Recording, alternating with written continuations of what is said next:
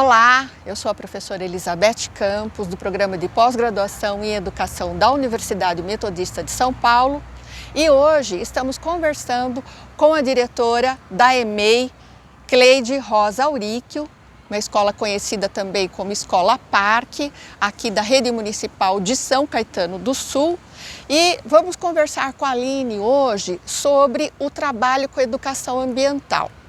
A Aline, ela é doutora em ciências pela Unifesp, é também mestre em administração pela Unesp, é pedagoga e tem realizado um trabalho bem interessante com as crianças. Essa escola atende crianças até 5 anos e elas têm realizado um trabalho bem importante sobre educação ambiental. Aline, normalmente a educação ambiental ela é compreendida de diferentes formas e às vezes se tem dificuldade de entender como é possível trabalhar com educação ambiental com crianças pequenas. Qual o trabalho que vocês têm realizado aqui na escola de vocês? Poderia contar um pouquinho para a gente sobre isso, por favor? Claro, eu agradeço muitíssimo o convite para a participação junto à Universidade Metodista, ao seu programa de pós-graduação. Muito obrigada pelo convite.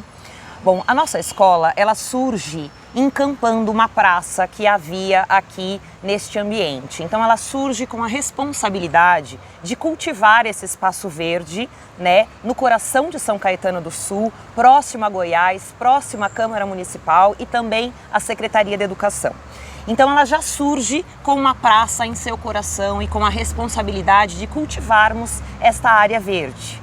Logo, no PPP da nossa escola, que é o projeto político-pedagógico que nós tocamos aqui, existe a menção à educação ambiental. Então também uma responsabilidade de construirmos com as crianças, desde a mais tenra idade, a compreensão sobre a terra, a plantação, o cultivo e a colheita desses alimentos. Infelizmente, hoje, muitas das nossas crianças que vivem em grandes centros urbanos como o nosso, acreditam que a comida vem do mercado, infelizmente. Sem dúvida, ainda mais as crianças pequenas, né, Aline? Exatamente. Elas não fazem ideia de como é que a comida chega ao mercado, mas elas sabem que chegam ao mercado, podem escolher o que querem, e leva para casa, é muito simples, não é? Aqui na nossa escola, as crianças têm o privilégio de plantar, de cultivar, de colher e de se alimentar desses alimentos orgânicos que nós cultivamos aqui. Então aqui na nossa horta nós cultivamos uma série de hortaliças, de temperos. Então aqui a melissa vira o chá, a citronela vira o repelente natural que as crianças usam. A mandioca que nós plantamos vira o bolo, vira a sopa do jantar e as crianças têm esse contato muito próximo desde cedo com a terra e com o que a terra dá, Eu vi também que vocês propiciam a elas o contato com alguns insetos, alguns bichinhos. Conta pra gente também sobre isso. Faz parte deste programa de educação ambiental envolver as crianças e ambientalizá-las com a fauna e com a flora do nosso país. Então, recentemente nós recebemos as abelhas, que são sem ferrão, que é uma espécie brasileira, que vieram habitar o nosso jardim e trazer para a criança essa convivência harmoniosa com as espécies que são parte dessa biodiversidade brasileira e tão importante que vem, inclusive, fazendo com que o nosso país se emerja em meio a políticas relacionadas à conservação do meio ambiente. Então, a nossa escola, ela traz essa horta e essa relação da alimentação saudável com a horta. Recentemente, nós tivemos o grande privilégio de sermos reconhecidos pela ONU como uma referência em alimentação escolar. Então, a nossa escola, junto com outras 2 escolas do município de São Caetano, foram reconhecidas por projetos que envolvem a alimentação escolar, há algumas questões importantes e relacionadas a essa alimentação que melhoram a qualidade dela. No nosso caso, o que foi reconhecido aqui é justamente essa ligação com a horta. Porém, a nossa educação ambiental, ela não para no plantio, na conservação e na colheita. Ela se estende também há outros níveis dessa educação ambiental que dizem respeito, por exemplo, à coleta seletiva. Então nós temos aqui na frente da escola alguns coletores de resíduos que também são muito importantes que sejam retirados do meio ambiente de maneira correta. Então aqui na frente nós temos um coletor de tampinhas de garrafa, nós temos coletores de pilhas, nós temos coletores de vidros de esmaltes e em breve vamos receber um grande coletor de vidro que será colocado aqui na frente da nossa escola para que todo o nosso território, ou seja, toda a cidade, possa se utilizar desses coletores para descartar corretamente esses resíduos. Então, as ações que nós desenvolvemos aqui atingem as nossas crianças, atingem as suas famílias e atingem também o nosso território, promovendo uma ação articulada entre setores que melhoram a nossa qualidade de vida e também levam São Caetano a essa posição, inclusive, de cidade mais sustentável do país. Então, junto a também as instituições da cidade que promovem ações do tipo que a gente consegue trazer essa educação ambiental para as crianças. E é muito importante também mencionar que, como você bem disse, muita gente acredita que a educação ambiental é algo que se deva promover no ensino fundamental, no ensino médio. Porém, a educação infantil é um campo fértil para nós plantarmos as sementes que queremos construir, coletar no futuro. Então é muito importante que essas ações elas estejam também dedicadas à educação infantil e que aqui, em meio aos bebês e às crianças, a gente comece a construir essa perspectiva de cuidar do meio ambiente, de descartar os materiais corretamente, de se aproximar dos alimentos orgânicos cultivados pelas nossas mãos, em harmonia com esse meio ambiente.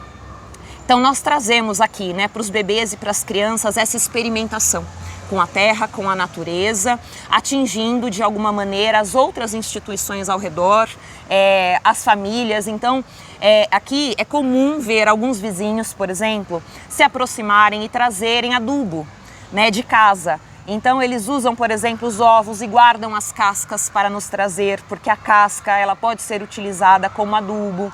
Então, nós temos aqui também vizinhos que trazem borra de café para a gente utilizar também nas nossas plantações. Então, de alguma maneira, as ações elas impactam de maneira positiva em todo o território em volta da escola e estimulam também outras escolas a realizar o mesmo trabalho que nós realizamos, a cultivar as nossas hortas e aproximar as crianças deste trabalho com a natureza. Aline, eu gostaria de te perguntar sobre a formação de professores. Por quê? Nós sabemos que trabalhar nessa perspectiva é um desafio, Nós sabemos que todo esse debate sobre a importância da sustentabilidade, a importância de você ter um projeto político-pedagógico desde a infância, nem sempre ela é bem compreendida pelos professores, É preciso um trabalho, de formação, de diálogo. Como é que foi essa construção com a equipe de professores? Eu diria, Beth, que ela não foi, ela está sendo. Como você disse, é algo que nós construímos no cotidiano. A nossa escola ela tem apenas 2 anos e pouco de fundação. Então nós estamos ainda nesse percalço de construir entre a equipe, não só entre as professoras, mas entre toda a comunidade escolar, essa compreensão e essa formação sobre o meio ambiente, sobre a educação ambiental. Mas nós podemos citar, por exemplo, uma das últimas ações que nós tivemos, que foi o Dia da Horta, que depois a assistente de direção da escola vai falar um pouco mais a respeito.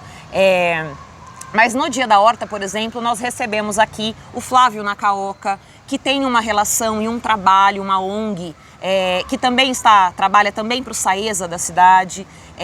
E aí ele esteve aqui conosco falando sobre o descarte correto dos resíduos. Então a gente amarra a formação às ações. Perfeito. E aí neste momento de formação, a equipe e a comunidade teve oportunidade de conhecer sobre o descarte correto dos resíduos e aí nós instalamos na mesma oportunidade os coletores que agora há pouco eu mencionei. Ou seja, essa formação acontece num contínuo. Isso mesmo. Acontece a partir do trabalho que vem sendo realizado aqui, mas também na interação com outros atores da comunidade, de outras instituições que vocês trazem para dialogar. Eu gostaria de ressaltar a importância do diálogo com o território.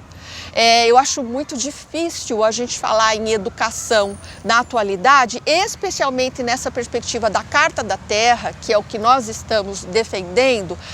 Nós entendemos que não é mais possível a gente tratar de educação sem compreender esses princípios e valores da Carta da Terra. E nesse sentido, trazer a comunidade, conhecer o território, fazer essas parcerias me parece fundamental.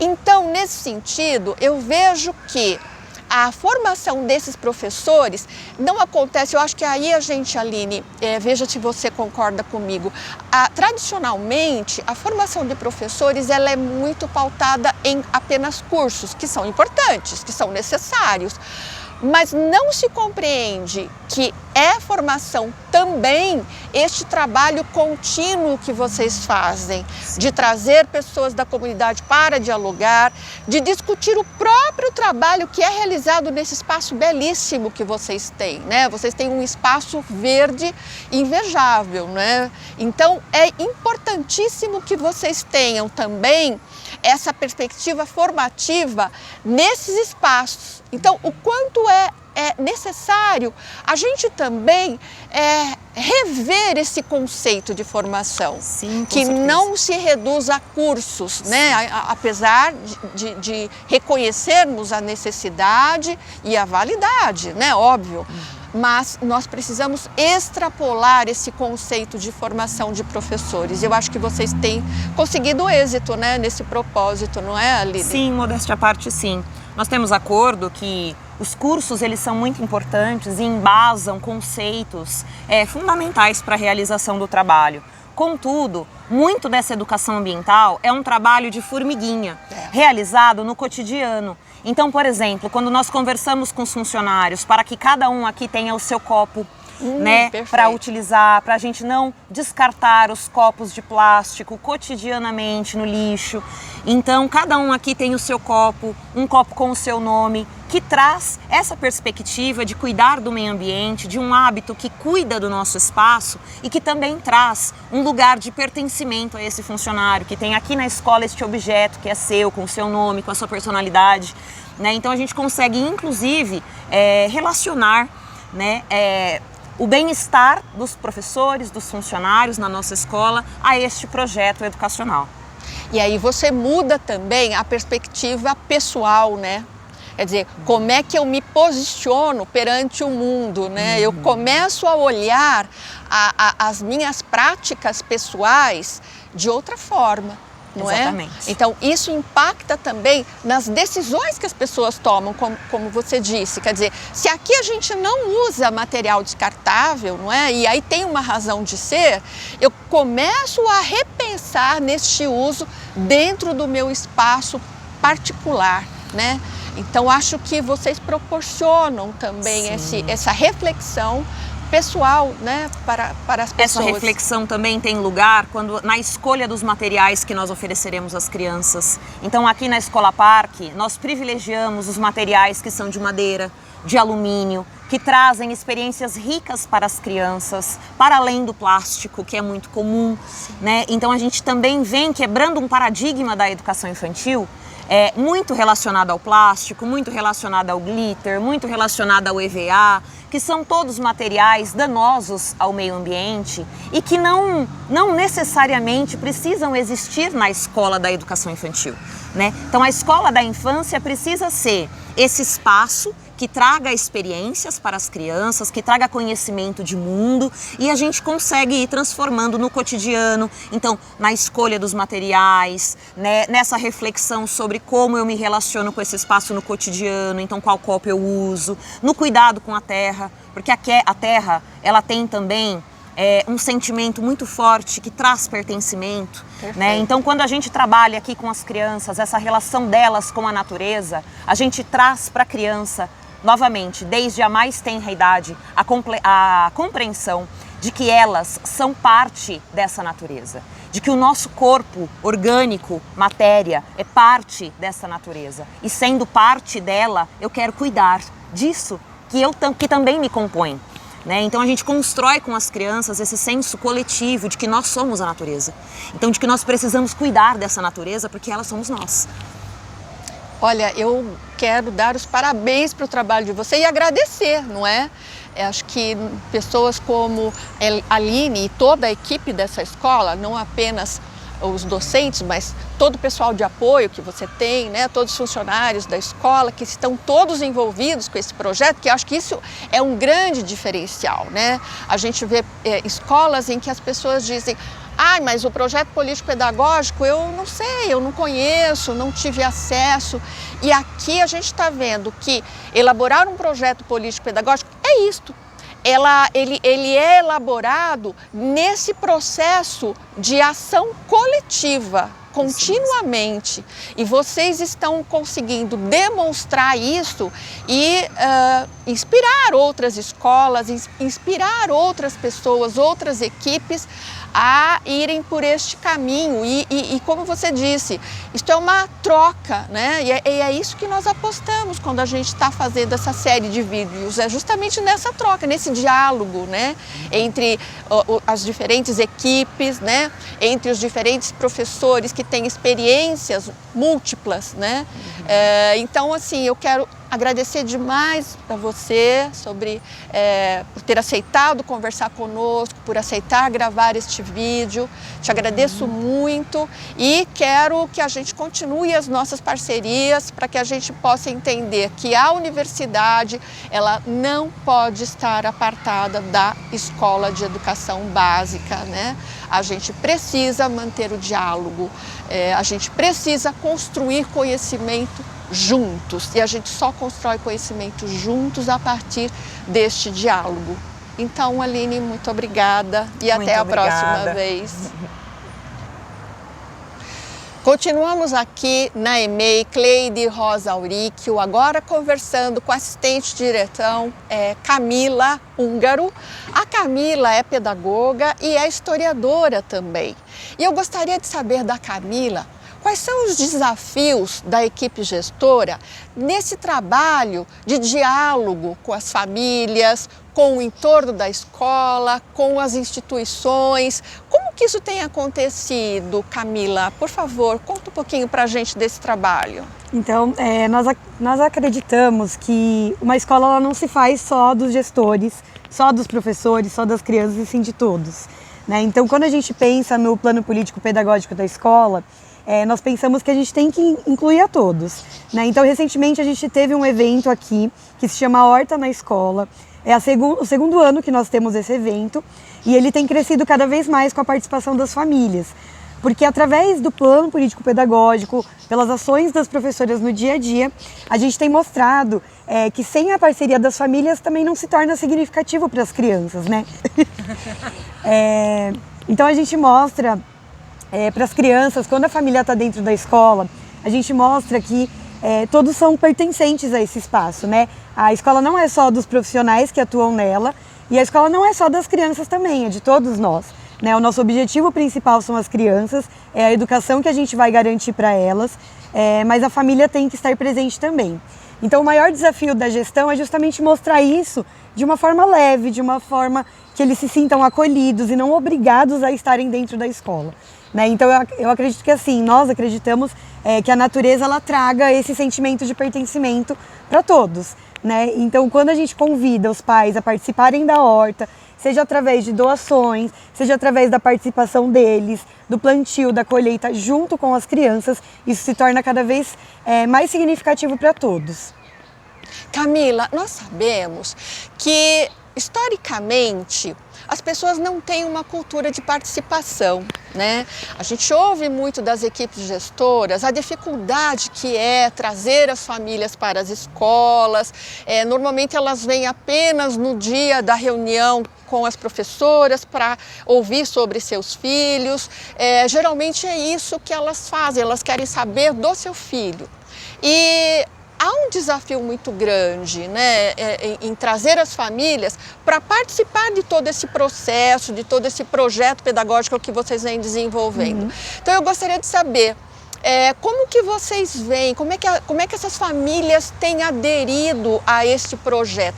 A participação ela é intensa, ela começou pequena, ela vem crescendo, vocês vêm conquistando a família, de que jeito? Como é que vocês têm feito esse trabalho?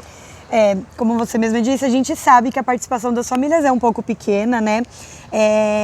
E a gente tem um pouco de uma visão tradicional, né? De que a escola ela só vem aqui para ensinar conteúdo. E a gente tenta quebrar esse paradigma da educação infantil, né? E como que a gente faz isso? Demonstrando que a criança ela se desenvolve através da brincadeira, através da participação, através das experiências que ela tem. Então a gente tenta unir a família nessas experiências também. Mostrar essa perspectiva pedagógica mesmo da educação infantil que há tanto tempo é considerada assistencialista, né? Então, além de convidar as famílias para estarem na escola nesses momentos de conversa pedagógica, que são as reuniões de pais, a gente tem essas ações que ocorrem fora do horário letivo das crianças, né? Então, por exemplo, nas ações de horta da escola, em breve nós teremos uma festa chamada de Arraial da Colheita, então para unir mesmo essa infraestrutura que a escola tem, essa questão da colheita que é tão presente no cotidiano das crianças e para resgatar uma festa tradicional, que é a festa junina, mas de uma forma que se torne mais significativa, né? E a gente também conquista um pouco as famílias nesse sentimento de pertencimento, de acolhimento, né? Mostrando o que as crianças fazem. Então nós temos painéis dentro da escola mostrando as atividades, nós compartilhamos fotos e vídeos através das redes sociais, que é uma ação que a gente tem demonstrado que tem aumentado a participação das famílias quando eles têm a possibilidade de ver um pouquinho sobre o cotidiano das crianças também fora da escola. Interessante essa proposta. Como é que é? Arraial da Colheita. Arraial da Colheita, que isso. Agora vai ser em junho agora? Em junho, isso. Ah, muito interessante. Então, conta um pouquinho pra gente como que vai funcionar. Nós tentamos um pouco desvincular, né? Hoje a gente tem muito debate sobre a escola laica, então a gente tem que desvincular essas festas, essas datas comemorativas de uma possível religião, né? Então nós sabemos que o nome Festa Junina hoje ele já não tem um vínculo tão grande com a questão da religião. Porém, a gente pensa em expandir esse horizonte, né? Então, quando a gente pensou na Festa da Colheita, que é tradicional também, que foi o que deu início à Festa Junina, surgiu o nome de Arraial da Colheita, né? Justamente porque é uma ação que já acontece há 2 anos na escola, então para unir as duas comemorações que a gente tem aqui. É interessante também essa visão de vocês da escola laica, né? Sim. De a gente não trazer a festa junina com esse caráter, né, religioso, mas como, de fato, uma festa cultural e que vocês estão alinhando a questão ambiental. Acho que foi uma percepção muito feliz de vocês, né? Muito importante, muito legal da parte de vocês. Agora, conta um pouquinho pra gente sobre esta parceria, né, com outros equipamentos da cidade, outras instituições, como que vocês conseguem essas parcerias, como que tem sido trazer essas pessoas para dentro da escola também? Essa escola, como a diretora falou, né, ela foi um projeto de tomar uma praça que não era considerada abandonada, mas era uma praça assim, que era até bem frequentada, mas não tinha muita função social para a cidade, né? Então ela foi, desde o projeto, ela foi acompanhada pelos moradores da região, pelos moradores da cidade toda, porque realmente é um ponto central da cidade. Então, quando a gente pensa nos outros órgãos que a gente tem, os que ajudam hoje a gente na horta é o CONTID, o CISI e o SAESA. Então são órgãos ligados à terceira idade e à parte ambiental da cidade também. Terceira idade? Terceira idade, isso. Então conta pra gente, isso é inovador, como que é isso? A CONTID é a Coordenadoria Municipal dos Centros de Terceira Idade. Então, quando essa escola ela surgiu, ela foi muito notada, né, pela cidade, por ser um terreno grande, por ter uma proposta mais ligada à sustentabilidade. Então os próprios órgãos começaram a procurar parcerias com a escola, justamente pela visibilidade, por estar perto da Câmara. A gente também tem uma parceria grande com o poder político da cidade, isso ajuda bastante. E a terceira idade a gente sabe que tem vários projetos dentro da cidade, né? E quando a gente une essas gerações, pra gente é muito especial. Então todas as vezes que a gente tem essa ação de horta, eles vêm, eles ensinam. Então realmente um encontro de gerações, assim, é muito bonito. Muito interessante essa perspectiva de você trazer, né, também a terceira idade para dentro da escola para dialogar com as crianças. Sim. Isso é fantástico, né? E interessante, mediados também pela questão ambiental, né? Pela experiência dessas pessoas mais velhas, justamente com essa sua vivência, né, com a terra, com a culinária. Eu fico pensando aqui que é muito rico, né? É um momento muito rico, de grande riqueza, essa interação entre as crianças e as pessoas mais velhas. Então, assim, é genial da parte de vocês fazerem todo esse trabalho, todas essas parcerias. E eu, assim, quero agradecer muito você, toda a equipe, né, cumprimentar toda a equipe pelo trabalho que vocês vêm realizando, um trabalho importante que tem, assim, inspirado outras pessoas e tem mostrado para a comunidade, de um modo geral, qual é a função social da escola. Eu acho que é isso, você traz, assim, uma reflexão que olha, a escola ela vem sendo compreendida como aquela que ensina conteúdos que estão lá nos livros didáticos e tudo mais. E a gente está tentando quebrar esse paradigma, dizer que a função social da escola é essa que vocês estão apresentando aqui, né? É dialogar com o território, é trazer os equipamentos da cidade para dentro da escola, para a gente fazer parcerias, para a gente aprender juntos, não é? Sim. Então eu vejo que é um trabalho belíssimo que vocês estão fazendo e quero te agradecer muito pelo depoimento, por aceitar estar aqui conosco, gravando este vídeo, para que a gente possa aí divulgar esta prática e inspirar outras equipes. Obrigada. Eu que agradeço, muito obrigada.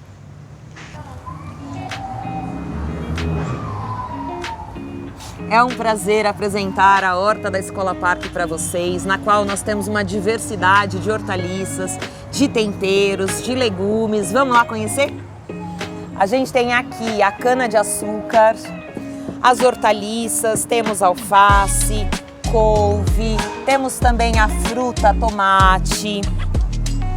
Ali um pouco mais para frente nós temos alguns temperos como o cheiro verde, né, que é a salsinha. Mais pra frente a gente tem a cebolinha,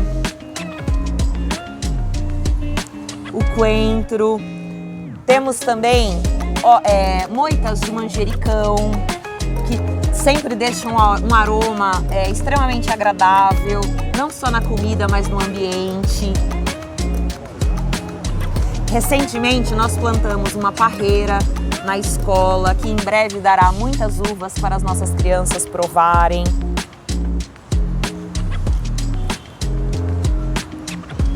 Esses temperos já foram utilizados no preparo de diversas refeições. Frequentemente habitam, por exemplo, o manjericão no nosso molho de tomate, que vai no nhoque para as crianças. Já fizemos bolo da mandioca, já usamos a mandioca também na sopa. Eles consomem também o alface, a couve na salada, o tomate. Em breve teremos tomates para que eles provem também. Importante ressaltar que tudo que dá na nossa horta é orgânico, então as crianças têm o contato também com essa alimentação livre de agrotóxicos. A gente utiliza aqui uma técnica de plantação, de agricultura familiar, que é mesclar. Então, assim, quando a gente tem monocultura, por que se usa agrotóxicos? Porque a monocultura dá uma praga, leva a monocultura toda, porque ela é uma cultura só. E as pragas, elas são diferentes para os diversos alimentos. Então, quando a gente utiliza essa técnica de plantio, que vai mesclando um tipo de plantação com outro tipo de plantação, a gente impede que a praga, ela se prolifere. Então a gente consegue garantir o alimento orgânico. Olha que lindo esse manjericão.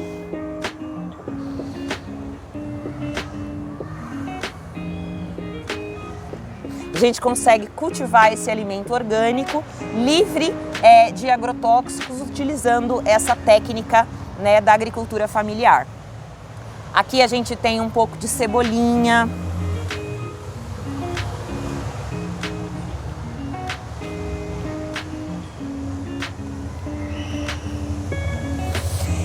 A gente utiliza aqui uma diversidade de técnicas, então essa que eu acabei de mencionar. Aqui também a gente tem esses gravetos, tá vendo? Em volta das cebolinhas. Esses gravetos são colocados de maneira proposital, porque eles ajudam a planta a crescer, né? Eles evitam aí o assoreamento da terra quando a gente molha, quando chove, e ajudam a planta a crescer com mais força. Aqui à frente a gente tem uma moita enorme de alecrim, que também tempera, né, os nossos alimentos, as refeições que são servidas na escola. Aqui mais manjericão e ali na frente o alecrim.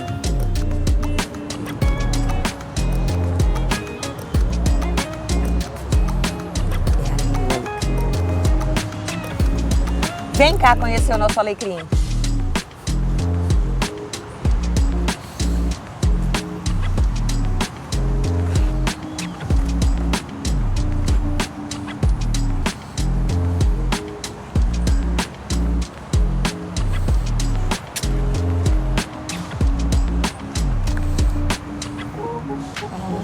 Vamos avançar ali pra frente, porque aí eu mostro o peixinho, mostro a lavanda, mostro o hortelã. Ai, a melissa eu não sei identificar, amiga, qual é? Eu mostro. Tem a lavanda.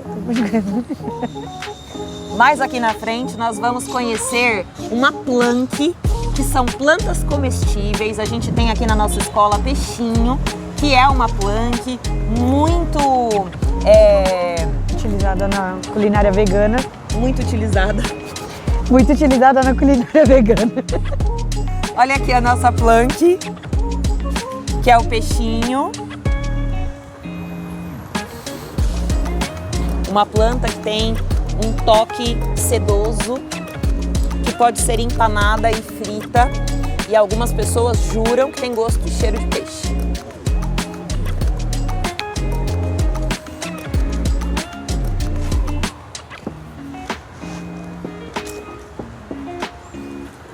Aqui nós temos a lavanda.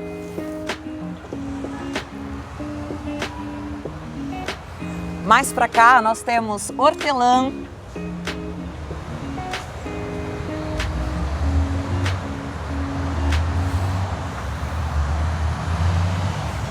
Temos também citronela.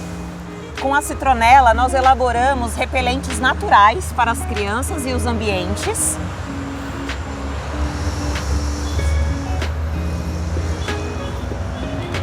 Vou falar um negócio.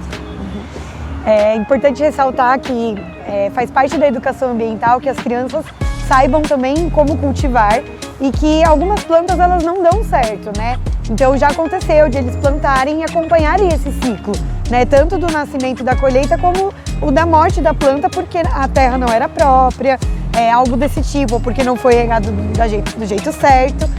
Isso também para eles é importante.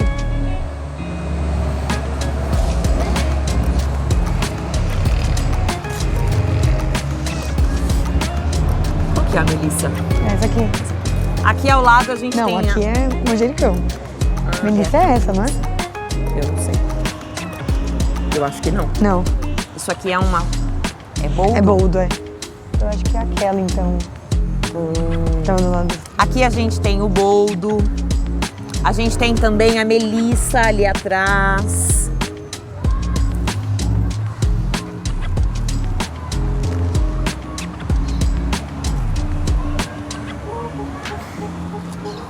Nesse exercício de cultivo, de plantação, de colheita, as crianças, como bem disse Camila, vão aprendendo quais são as condições necessárias para o cultivo de determinada planta e também vão compreendendo o que pode dar errado, que são experiências científicas.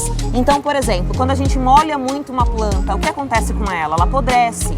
Então, a gente precisa molhar de maneira adequada. Isso também é uma ação de alfabetização, de letramento científico que as crianças vão adquirindo no contato com a natureza.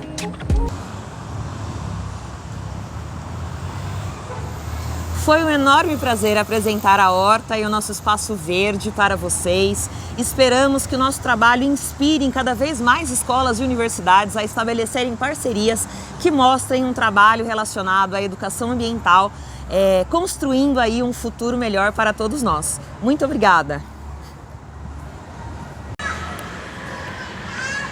Terminamos então a nossa gravação desta escola, sendo recebidas pela diretora Aline, pela assistente Camila, a quem agradecemos muito, agradecemos toda a equipe da escola, ressaltando da importância dessa relação entre a universidade e a escola de educação básica para que a gente possa fortalecer a Carta da Terra na educação. Muito obrigada!